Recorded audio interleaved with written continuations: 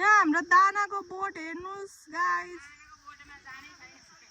हामी दानापुङ्गे सन्तान हो, त्यही भएर दानाको बोट ऊ यहाँ तल पनि छ। म चाहिँ लुङ्गी लाएर गाइस टिकटक बनाउन आएको छु। यहाँ मेरो भदैनी चाहिँ रुखमा चढेर बाँदर जस्तो के गर्दै हुनुहुन्छ। काव्या काव्या के गर्नु भएको? मलाई पनि ल्याइदिनुस् न।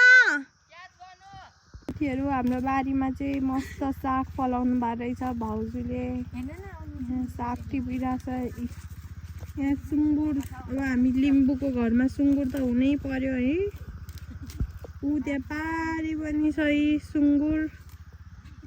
अनि यहाँ कोपीहरू चाहिँ अलिक राम्रो भएन छ है गाउँघरमै।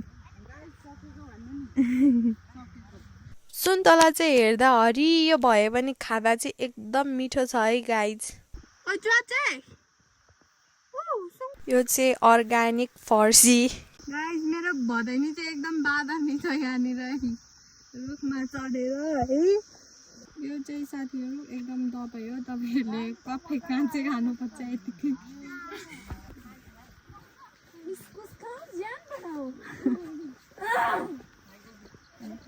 यो भनेको चाहिँ मेहनतको स्टिकर हो भाउजूको ढाडमा।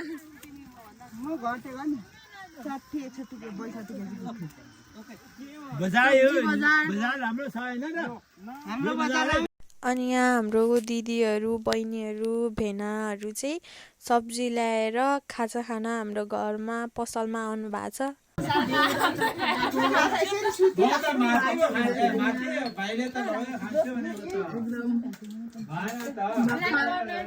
नयाँ बेहुला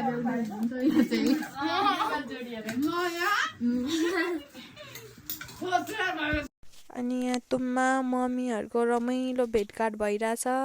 साथीहरू यो मासु खाँदा चाहिँ वाक्कै भएर चाहिँ यहाँनिर हामी अर्ग्यानिक सिस्नो पकाएर खाँदैछौँ है। अनि हामी चाहिँ खाना खान सुरु गऱ्यौँ है त साथीहरू। Thank you for watching my vlog. आजको लागि चाहिँ यति नै। Bye by.